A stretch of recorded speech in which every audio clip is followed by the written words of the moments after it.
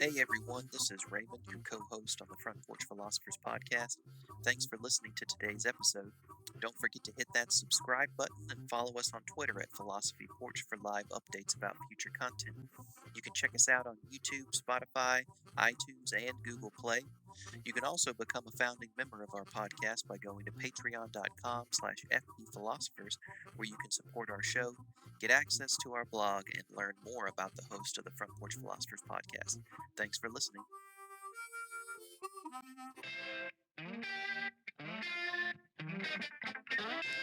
All right, welcome back to the Front Porch Philosophers podcast. I'm your host, Tom Sheriff Farmer, joined as always by my co-host, Michael Granato.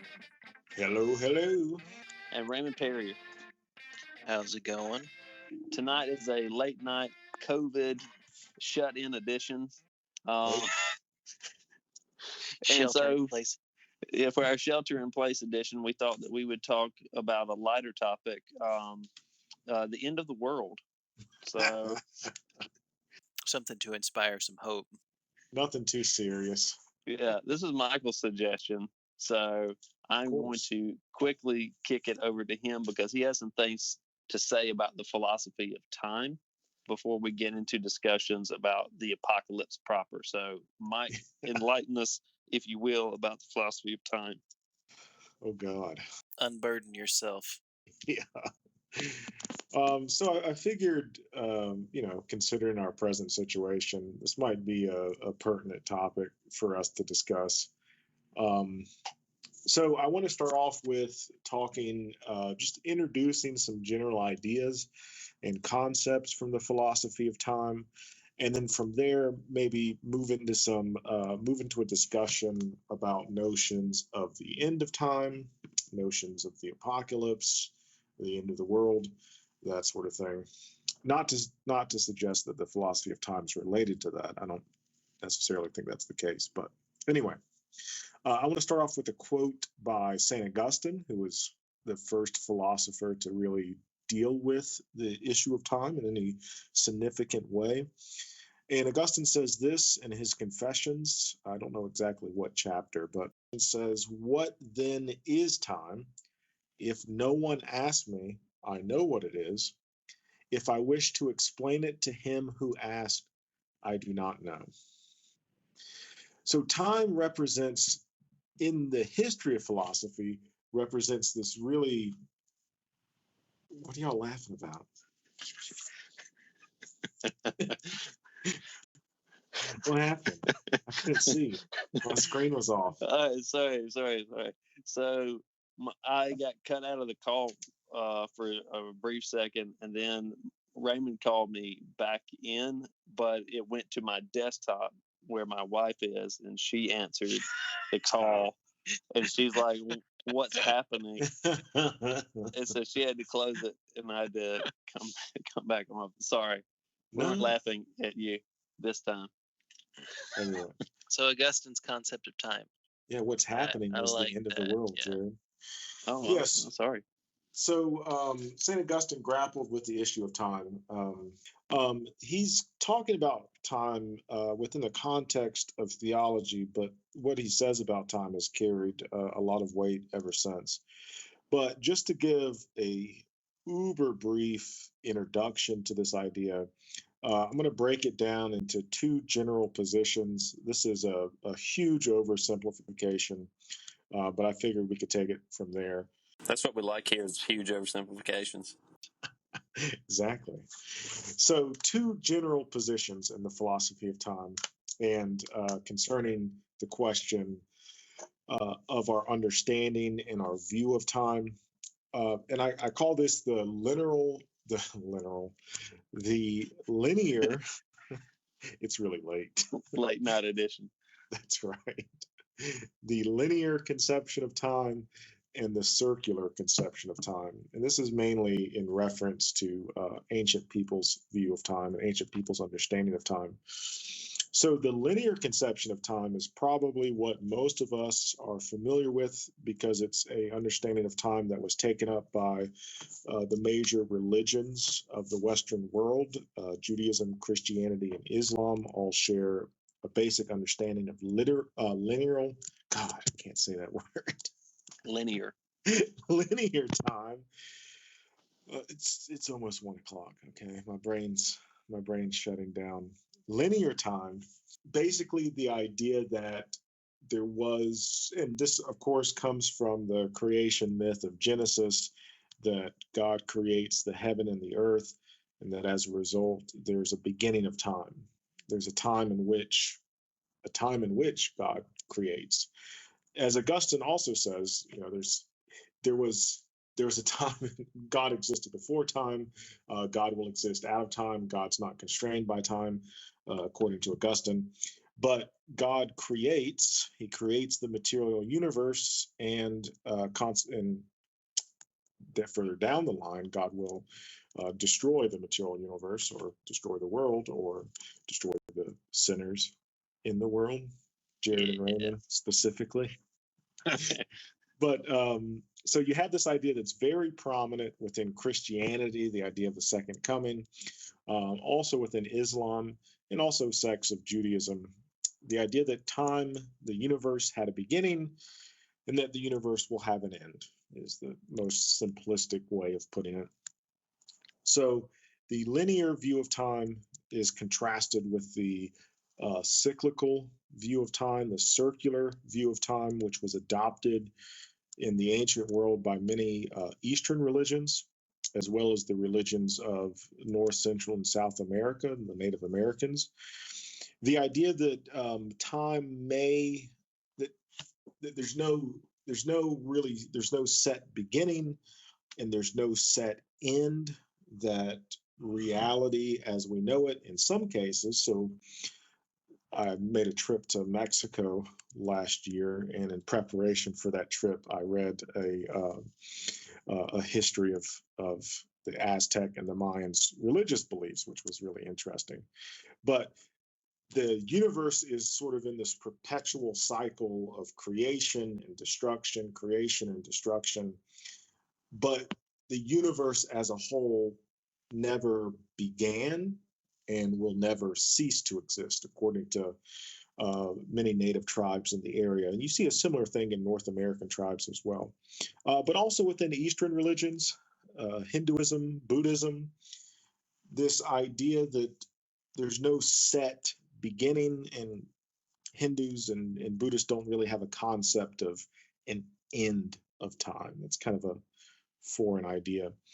They also don't really have a concept of time as a substance. At least Buddhists don't. Time as a thing in which we move through, which stands maybe in contrast to some Christian, Muslim, Jewish perspectives. But I want to kind of use that as a platform to launch into a discussion of ancient/religious views of time, and use this to transition to talk about the end of time. So, Jared, I know you've given a lot of thought, especially to the book of Revelation. So, if you had to characterize, at least from that standpoint, if you had to characterize what Revelation says about the end of time, what would you say? Well, it's an interesting question, because we tend to think of it as, from a modern context, when we look back at something like the book of Revelation, we think of it as talking about the end of time, full stop. But Christianity, particularly early Christianity, really just divides time into kind of two epochs. You have a before and after the event of the resurrection. The resurrection kind of bifurcates time. You have a before and you have an after. And there's for different thinkers, they will spend more or less time thinking about origins as opposed to kind of trajectories. So there's not really so much an end of time as there is kind of a cataclysm, which becomes the catalyst for this new future. So it's the end, but the end for a new beginning, right? It's the world is being recreated, and this sort of transitional phase is brought about through the resurrection of Christ. Now, the interesting dynamics with respect to the book of Revelation is we tend to think of it, I think, from a wrong disposition these days. We mischaracterize what it's about. Part of that has to do with just the chronological order in which it's placed, and it also has to do with kind of the uniqueness of the writing style of the book of Revelation with respect to the rest of the Christian canon. That means, the books which are officially recognized as being part of the Bible. That style of writing, not to get too far away from, a discussion of time, because I have some things about, the discourses about time which I think are relevant. So I don't want to get too far afield here, but I feel like we need to talk about what's going on in a book like Revelation since you broached the topic. It's not prophecy, right? So it's not biblical prophecy. In other words, biblical prophecy is not about soothsaying, saying, all right, well, on this date in the future, event X will happen, and that will either transpire or not because God has whispered into the ear of the prophet and given them some, knowledge about the future. That's kind of like Nostradamus or like tea leaf reading. That's not what's going on when you talk about biblical authors with respect to prophecy. What they mean is kind of understanding in a revelatory way what's happening in the moment, and then saying, if the trajectory does not change, this is what will eventuate in the future, right? So, woe unto you, people, if you do not do this thing, then God, will bring punishment or something along those lines.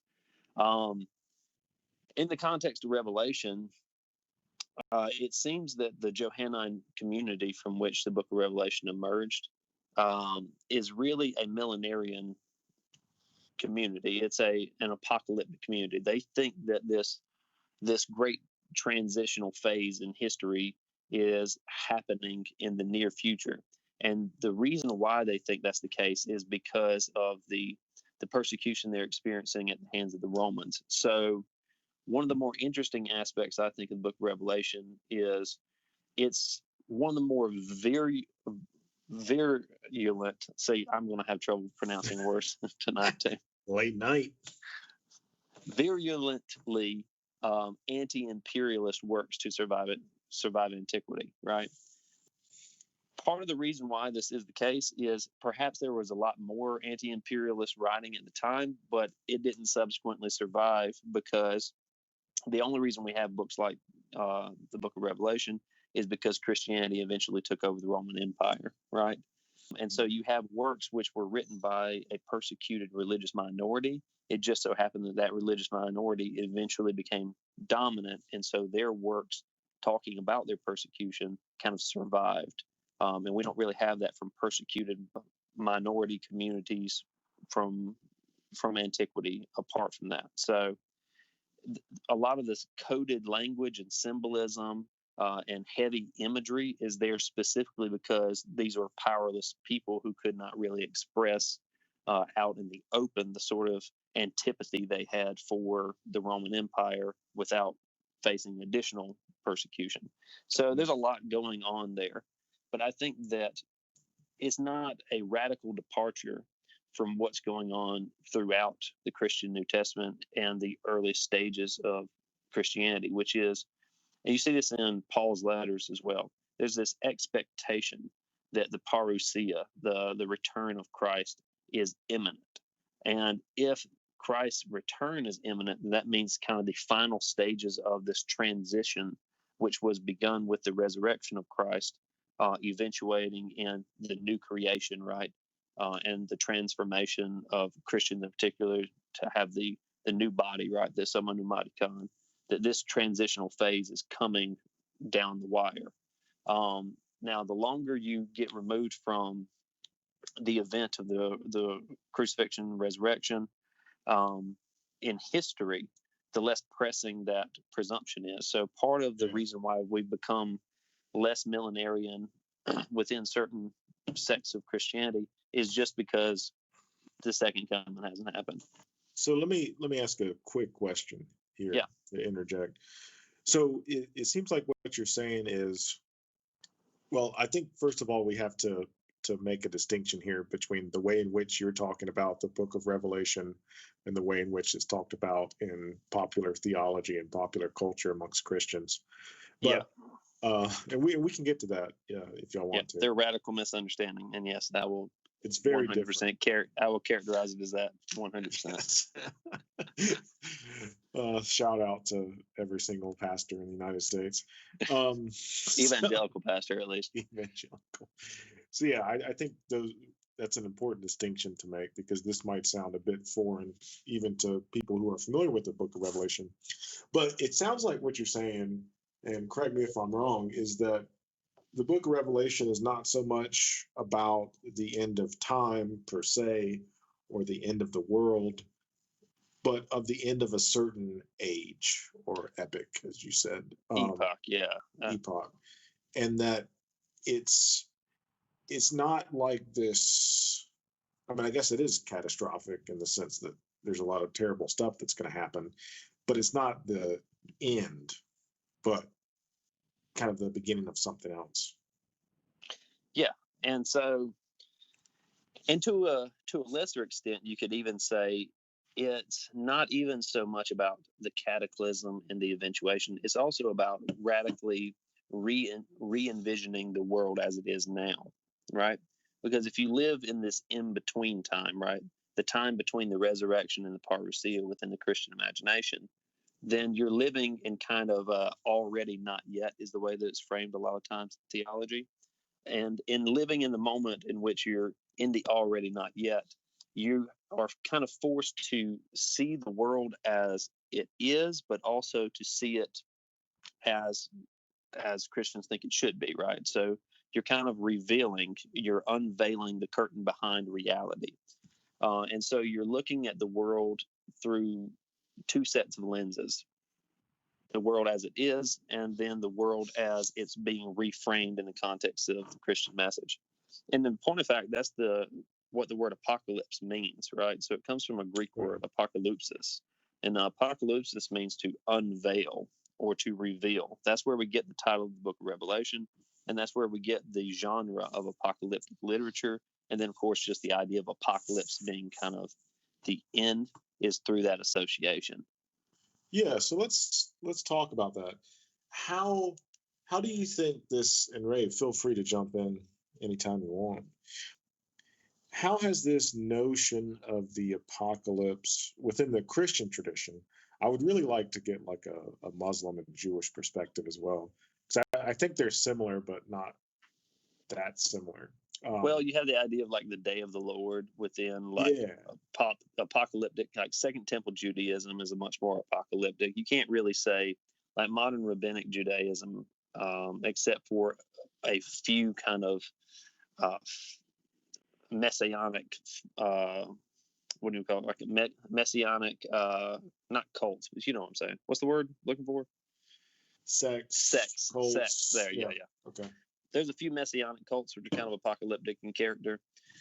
There's a definite idea about kind of the end of the world and a much more literal conception of hell within Islam. But of course, I don't have enough of a background to speak on that with any authority, except to say you see this movement, right? So there's kind of an ill-defined conception of the end of the world and the afterlife within Judaism, which starts to kind of bubble up about the time that Christianity is developing.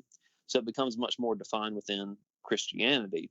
But then, of course, you have a few centuries of later development in Christian theology. So by the time that Islam shows up on the scene, you have a very definite conception of what hell is in a literal sense, right? So there's not really hell in Judaism, at least not in traditional Judaism. There's kind of a ambiguous, perhaps non-literal conception of hell within Christianity. And then there's a definite literal hell in most forms of Islam, at least as far as I know. You want to add something to that, Ray? Ray's he's sitting here pensively stroking his chin. I don't have a lot of strong opinions or really arguments at all because I'm not very well versed in this. I will simply, as novice or sort of the outsider to this conversation, one thing would be where like what's the sort of underlying question that Michael you want to address, just for clarity's sake? Because I'm interested in seeing where you're going with this, because I like the approach of time. That's fascinating, and I'm interested Yeah. in the Christian understanding of this. But Yeah, I'm not going anywhere. You should know that about me by now, Ray. You're because I thinking don't want to Like, in you're linear thinking in terms, linear terms, and he's that's thinking in right. circular terms. because I So can think of in terms of time, but for me it's like so the question is like, for me, and I don't know if this is jumping the gun, this feels like something we should talk to maybe at the end, but what, Jared, your presentation of an apocalyptic notion is interesting, because if you don't find any sort of meaning or have no strong affinity towards an idea of the afterlife, then recognizing apocalypse as sort of just this deep and profound revolutionary event for a society or for a culture or for an individual, at the end of an epoch, as you say, is an interesting way of looking at it. And I think that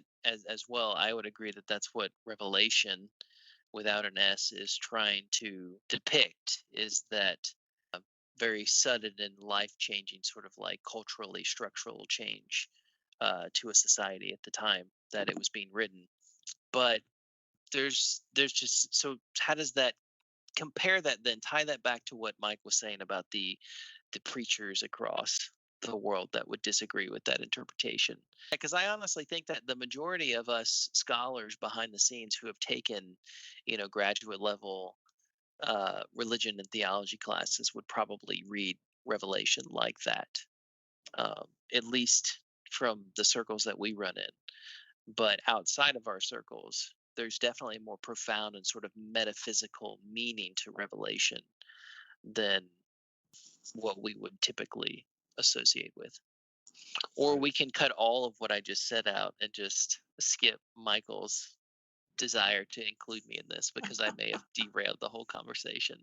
no, wait a minute, that's exactly what I was trying to get to, and that's one of the points that I wanted us to talk about, because I think it's a really interesting one, is that this idea of the apocalypse or the end of time or the end of days like has radically changed over the course of human history. Even if you're looking within just one tradition, even if we're just examining it through the lens of the Christian tradition, this has like so many different meanings. And it has in the past and today. Like, you ask a group of Christians what they think about the apocalypse or the end of the world, and opinions are just going to vary so much. So I did want us to kind of like compare and contrast that. Like, what what do we understand by the apocalypse or the end of the world or the end of time, like within a 21st century context? What are some common elements or themes, specifically within the Christian religious tradition, to begin with? Well, let me back up to this contrast between linear and circular conceptions of time, and then kind of take a long step back before coming to the 21st century. So, what's significant about this linear versus cyclical understanding of time? Part of it has to do with goals, right? Yeah. So we can really think of this, I think, in terms of the distinction between traditional, say, agrarian society versus modern technological or industrial societies. Agrarian societies, and then you can include pretty much any ancient society in this respect, you start to see a bit of a transition with regards to Greco-Roman society, and especially within kind of the transition of adopting a Jewish linear frame of the world, in the first few centuries of Christianity, and how that starts to develop.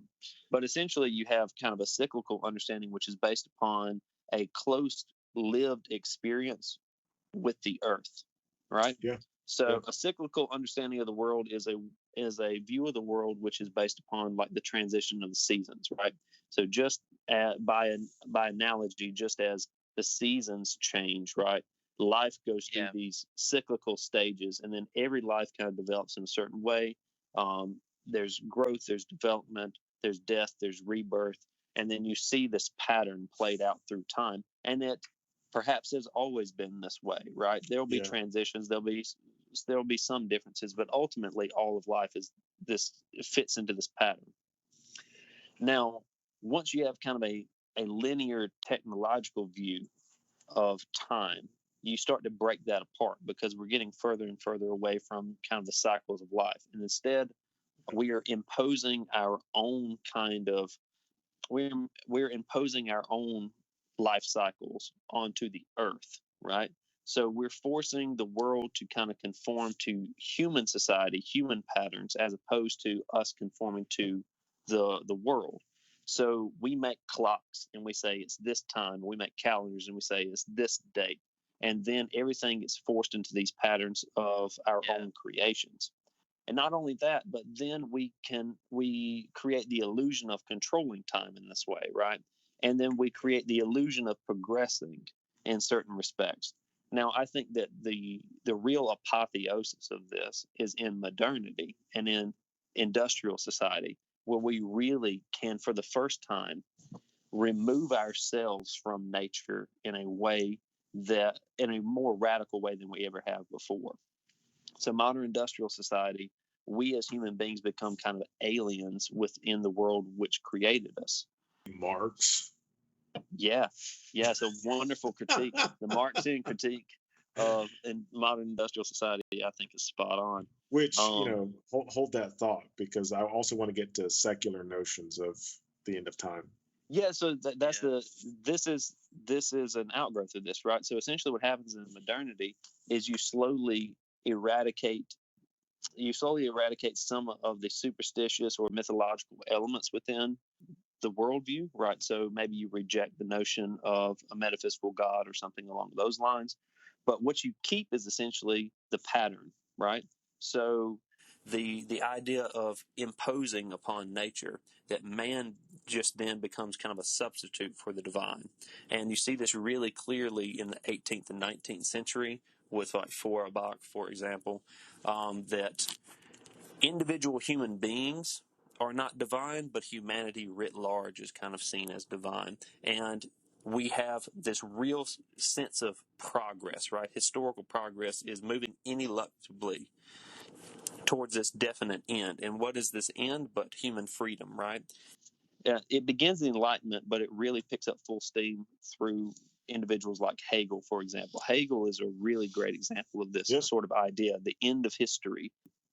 And this gets taken up by Marx as well, who really completes this cycle of trying to demystify, right? Demystify this cycle, this pattern of history. The history moves in this ineluctable way, but it doesn't have anything to do with kind of the teleology of a God moving history. Instead, it's all about kind of class antagonisms, right? So there's a naturalistic mechanism for this, even if you keep the sort of pattern, right? The sort of pattern of development. So did you want to say something about that before we get into kind of like how metaphysical Christianity continues this more traditional idea? Like, secular notions about essentially millenarian ideas, right?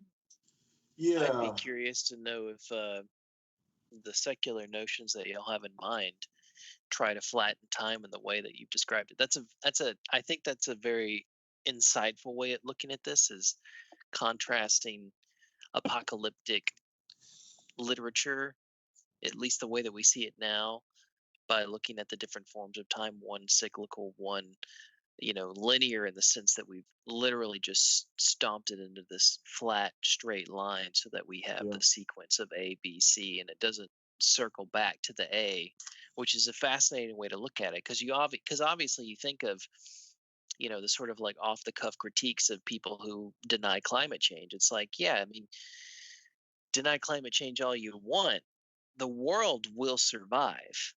It's not a question of whether or not the environment or the earth as we know it will survive. It's a question of, whether or not humanity in its the way that we exist right now will be able to compensate and adapt to that. So it's this weird sense of things are going to go on beyond the circle will continue. It's a question of whether or not we will be a part of it in that particular instance when we think of climate change. But it's fascinating to think of because climate change is in its own right an apocalyptic tale. Yeah. So it's become an apocalyptic belief, right? So and that's the connection that a lot of people have to it, is less to do with like hard facts and sciences and trajectories, but it has to do with like this feeling of impending doom. Right. So in that way, it has, at a more visceral level, it has a lot in common with kind of an apocalyptic end of the world feeling, right? And that's what's addressed in something like Slavoj Žižek, friend of the show. He should come on. Subscriber. Anyway, Žižek, he wrote a book a while back called Living in the End Times, which of course is kind of borrowing apocalyptic language to describe what's going on in the present. And you could see that as kind of just thematic, or you could say, no, there's something actually quite similar here with respect to the way in which things are being framed. He's borrowing Christian symbolism, but ultimately what he's doing with those patterns is not dissimilar from what traditional Christianity was doing. Yeah. And I kind of wanted to, I'm kind of muddling things up here, but we can kind of circle back since we're taking a cyclical view of it anyway. But progression and regression. Yeah. So this is kind of what I wanted to add to the notion of secular time, secular notions of the end of the world. I think it's really interesting, Raymond, a point that you brought up really interests me, because it's really not until the 19th century and moving on into the 20th century that we really come to the understanding that when we talk about the end times or the end of the world, likewise, like the end of humanity becomes tangible. I would say it really starts with, first and foremost, the notion of Darwinian evolution, and within Darwinian evolution, the idea of extinction and species extinction. Which is really fun to think about, because like you don't really associate Charles Darwin with the notion of the apocalypse. But, maybe you don't. I do, but I think it's interesting because Darwin, for the very first time, talked the idea of extinction, of species going extinct, of species dying off, became real with Darwin. And by extension, since human beings are a species just like any other species, it's possible for, it theoretically would be, and most likely will be possible for human beings to go extinct. I mean, we know all of our closest relatives are. Right. Most species who have ever lived are now extinct. Yeah. Which is, I think, carries some really interesting philosophical implications that kind of made their way in there. But so first of all, you have Charles Darwin, latter half of the 19th century. And immediately after that, in the 20th century, you have the advent of the First World War. So Darwin, talks about within biology how species can go extinct.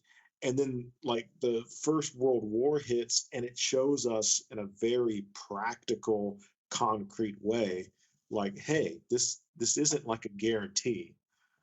Humans don't necessarily have to be here. In fact, we could all just murder each other, and then we would no longer be here. So like you brought up climate change, and that's kind of what made me think of that. It's really not until the past like 150 years that we get this like really concrete notion of like human extinction and the end of humanity. Yeah, absolutely. I mean, in truth, in some sense, it's probably even connecting back to Darwinian thinking more. It's an adaptability, right? It's a recognition of, it's the ability to recognize that what we are doing right here in the moment has an impact on a future for humanity in its entirety, which most species in the world can't think in those terms, at least as far as we know. I mean, Yeah. when a dog or a deer or a bird behaves in a certain way, they don't think, this behavior could have an impact on whether or not my species lives 20, 30, 40, 50 years down the road. So it's an incredible adaptability. It's an interesting, feature of evolutionary and Darwinian thinking. But yeah, it brings up some significant questions. And the other one that we haven't touched on yet is, and I'd be interested to hear what Jared has to say about this, um, as well as you, Michael. But just the idea, the penchants of Christianity, sort of laying really hard into a self-fulfilling prophecy, as Mm. if we need apocalypse, like it's Hmm. necessary in a way that could be extremely detrimental. And we can sort of connect the religious to the political in thinking that, Oh for yeah. example, evangelical Christians who are also political leaders have a tendency to do things that would necessitate what we would consider to be apocalyptic events, Yeah, they because have it's a a part of the culture. It's a part of the way that they think, like this is something that is needed to happen. It's not just that it will happen, it's something that's necessary to bring upon a better world or future or whatever. Yeah, that's pretty yeah terrifying. a lot of American foreign policy, especially in the 20th century with people like Reagan, the 21st century with Bush too. I mean, there's essentially a Mid East end time script, right? Yeah. Yeah. That they're playing Yeah. out, right? And some of this is based upon things like the late great planet Earth in the 1970s, if you're familiar at all with that novel. And then the other is, of course, the massively popular and influential Left Behind series, Yeah. and how absolutely horrendous and destructive that's been. In terms of kind of like how did we get here? I mean, the ideas of how the Book of Revelation is largely interpreted, especially within the United States and especially within evangelical Christian communities these days. This began in the 1830s with a guy named John Nelson Darby. John Nelson Darby was a British evangelical pastor who was interested in so-called end times prophecy and trying to figure out when Christ was coming back. So again, remember that this early interest in the parousia and the second coming as a marker of the end of days and this transition to this new reality has always been kind of in the background for Christianity, especially kind of radical forms of Christianity. Yeah. And people in the 19th century, largely due to just changes in society, became really interested in looking for the exits, as it were, right? There's all these transitions in society that are happening through industrialization, for example. The world looks radically different. It must be a portent of things to come, right? So this becomes a constant refrain within this kind of millenarian thinking. Transitions in society become kind of identifiable markers of impending doom. So This is sorry, Yeah, Jared. Can I ask you a quick question? Because this is something I've thought about before. Because in teaching American history, I kind of briefly touch upon it. I don't really have a whole lot of time to spend with it, but I've always wondered, like, how much of an American phenomenon is this, like, within the history of American Christianity and religious history? Because it seems like in 19th century American religious history, you have all of these like end time movements that like suddenly just like pop up. Mhm. So how much of this is like influenced by like American history, American theology? Well, the 19th century was almost exclusively American. So this one really comes out of the Great Awakening movements, the revival movements. The revival movements were essentially kind of contemporary pietistic movements. And so the contemporary pietistic movements, which gave birth to evangelicalism, became a really expressive and emotive form of Christianity. And there's a lot of interesting kind of American experiments. So this also coincides with frontierism and Yeah. utopianisms, right? So you Yeah. had a lot of Christian utopian communities, and this would even include things like the Mormons. And Christian utopian movements were all about experimental societies. So you saw some of this in the Reformation in Europe, right? There were a lot of Christian utopian alternative societies, and there was a lot of radical political experimentation during the early stages of the Reformation before all this was kind of crushed by the princes. And so it happened in Europe, but it happened earlier. And you see this a lot within Americanism for these reasons. One of the things that I think people forget or sort of underestimate about the foundations of America is that, especially with regard, you see this really heightened in religion. Like, I think we understand it a little better when you study the history of religion, because the history of religion in America, when you're not studying native religions, comes from Europe. And we, inherited culture and tradition and religious positions, perspectives from Europe that were really the ostracized and the marginalized voices. I mean, they were in many ways sending people to colonies that they didn't want to interfere with local politics and, local institutions. It's not as drastic as Australia, which is sort of like commonly understood as being the prison colony turned democracy, but it's Penal also colony, yeah. yeah, exactly. It's not too indifferent. I mean, these were people that didn't do anything illegal, but were so Well, like sometimes they did. sometimes illegal, sometimes illegal, A little but we're bit so illegal. outside, oftentimes so outside of the political norm and the religious norm, that they were sent to America because they were considered a nuisance. They were kicked out of modern society in Europe. So it's not unsurprising that you'd have this frontierism, this pioneerism, and in some sense this connection to apocalyptic thinking. Yeah, so this real sense of American experimentation, which is not really a thing anymore, but it was definitely a thing in the 19th century. Oh, yeah. So I think that accounts for a lot of it. Now, Darby was not that influential during his own life. He did come to America a couple of times, and so he kind of planted some seeds here. But the reason why Darby became so influential is actually due to a fluke. In 1909, there was a guy named Cyrus Schofield, and Schofield published Reference Bible. the Schofield Reference Bible. He published a very popular edition of the King James Bible. And what he did was he utilized the notes from John Nelson Darby in the text of the Bible.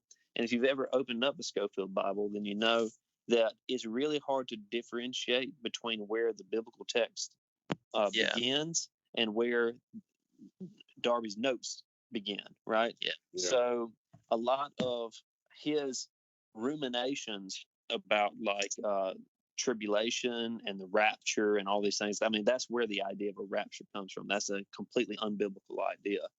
It starts to gain traction in the early 20th century when you start to have the fundamentalist movement, right? So the fundamentalist movement was kind of a return.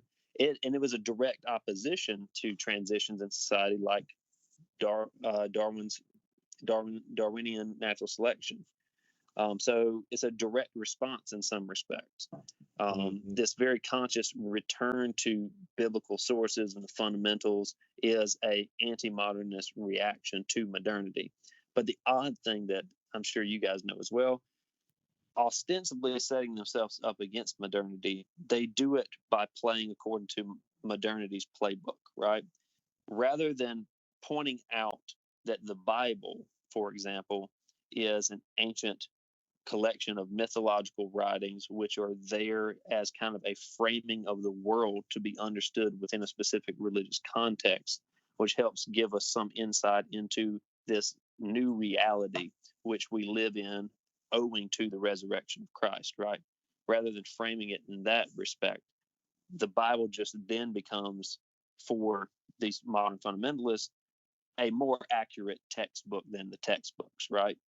So they're still playing by modernity's playbook, but they're becoming virulently anti-scientific and anti-modernistic in a certain respect, right? So they're playing by modernity's playbook, but then they are rejecting the kind of official gatekeepers of modernity. Yeah. So that's where you get into that weird niche, right? Where you have these people who were saying, like, if you want to understand science, then you need to read the Bible. That sort of like very odd approach, which both misunderstands science and misunderstands the Bible. Yeah. If you're saying it's odd, I think it's a pretty common approach. It's very common. It's odd. It's odd from the context of a historical understanding of either science or religion. Oh, sure. Because again, this is birthed in the early 20th century, really, as a movement. And the monkey trial and all of this stuff, Scopes. the retreat away from the public, and then the eventual return in the 1970s with the political right. There's a lot of things going on with respect to this at a cultural level. The academy, the religious, the theological academy, the people who were trained in this, who were sitting in courtrooms saying that we didn't need to teach religion, in public education, as if we couldn't come to some methodological, pedagogical understanding of how to teach religion without, essentially constantly succumbing to some bias in religious belief, which has then made religion this sort of like it's created this system in which education in religion within the evangelical tradition has seen higher education as elitism as opposed to just good education. And that's effectively, confused this relationship between science and religion. But let's say that there is a bit of elitism with respect to this, but there's always elitism with education. That's a given. There's always going to be people who think that they're protecting the vault of rationality and reason, who are just full of themselves and have their heads up their asses. But there's definitely people out there who are saying, no, we can teach religion in a very a sensible way, that even if you are a Christian or a Muslim or a Jewish person or a Jainist or a Buddhist, whatever it might be, you can still talk about other religions and educate the masses about what it means to have think about religion, without creating this sort of elitism which leads to sectarianism, right? Like, I'm Christian, everything that Muslims do is evil or wrong or contrary to my beliefs, so they must be bad or sinful. And the same thing with Jews, and the same things with Jains, and the same thing with Buddhists and Hinduists and all these things. And that's the problem. It's divisive, and it creates this writ large sectarianism within culture, and it's fatalistic. Well, yeah, at public school level, a lot of it just is we don't want to deal with value systems or things which are explicitly value laden, because we don't want to get into disagreements, right? It's going to be uncomfortable for students and for teachers, therefore we don't want to do it. Even though the curriculum is saturated with values and assumptions and things like that. Because even science is value laden. Yeah, we're never permitted to critique those things or given to understand that those things are value laden unless you kind of get into higher education and see those things. It's really funny. It's really funny because I've taught at both a high school and a college level, but it's really funny at a high school level, especially at public schools, where like Jared was saying, it's like, well, we can't talk about X, Y, and Z, right? And so my question is, okay, well, show me history without religion. Yeah. Good luck with that, right? Or show me humanity without value. That's the problem. This fiction that unbiased, like the term unbiased means like absolutely objective, it's just bullshit, right? It just doesn't exist. Unbiased only means that you're doing something that doesn't confirm your belief system. right?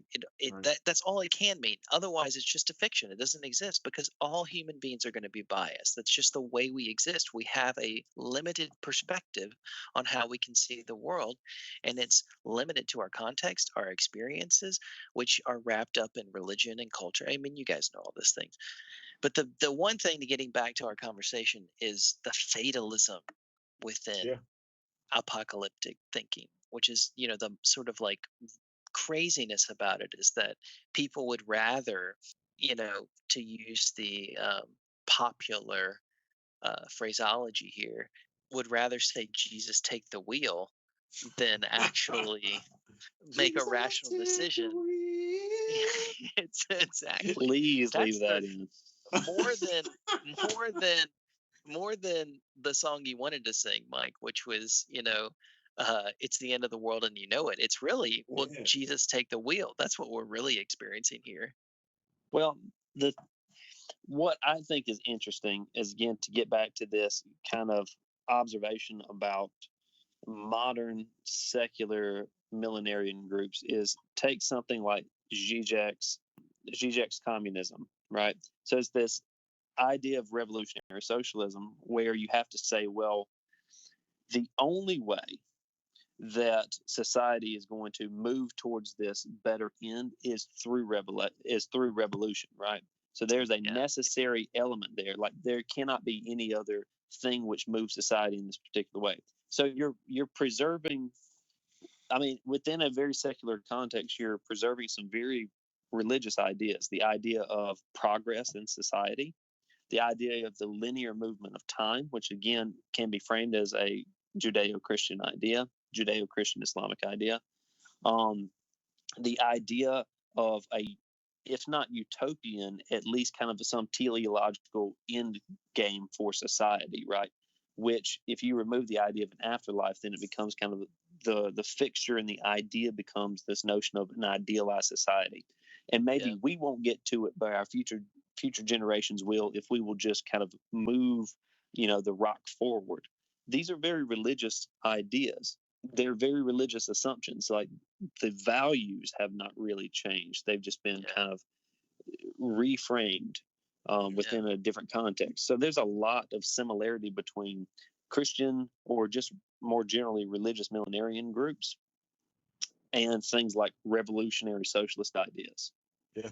Yeah. I think that connection, that works for me because I'm a Christian who's also a revolutionary socialist. But That's strange in both.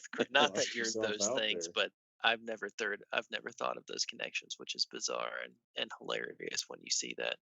Well, that's kind of why I wanted to talk about this, because it's, I noticed that connection. I mean, I think it's like super explicit in like Hegel and Marx, obviously, but even I think the connections even there with like the technological determinism of the 20th century. Like, if you look at a figure, well, I was about to say Jacques Ellul, but he actually was a priest, so I guess I'll say he's a Christian anarchist as well. Yeah.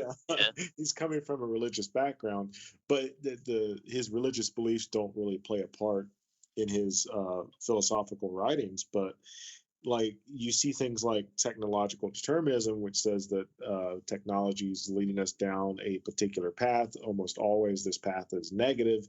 That's going to end with the ending of human existence as a whole, right?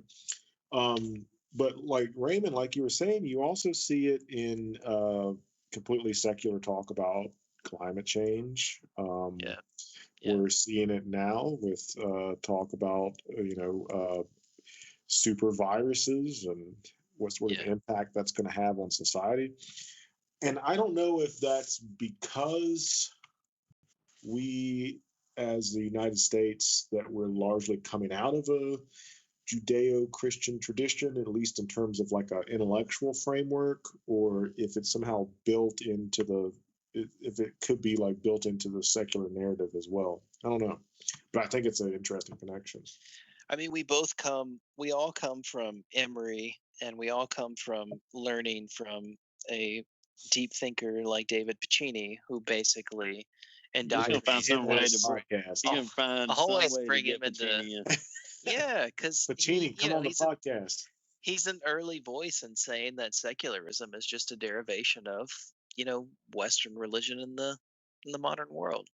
Yeah. You don't have it without religion. I mean, and then I think that in some sense that's true. So these, if we think in terms of sociology of religion or the psychology behind religion, um, then it's only natural that human beings would find other ways to satisfy these interests or needs or desires that are satisfied oftentimes through religious narrative or religious thinking in things like a cause, a political cause or an environmental cause or something like that, right? Yeah, A a moral transcendent cause. A transcendent Yeah. cause. Yeah, This exactly. is going back to an early conversation we had. This is why I said, I don't see these things as parasitic on religious framing. I see them as different sorts of religious framing. Because the fact that they are expressly non-metaphysical in terms of like rejecting a notion of the divine explicitly doesn't make them, to my mind, any less religious. Yeah. They have that same sort of framing. I mean, read, and you definitely should, if you haven't, you should read the Unabomber's Manifesto.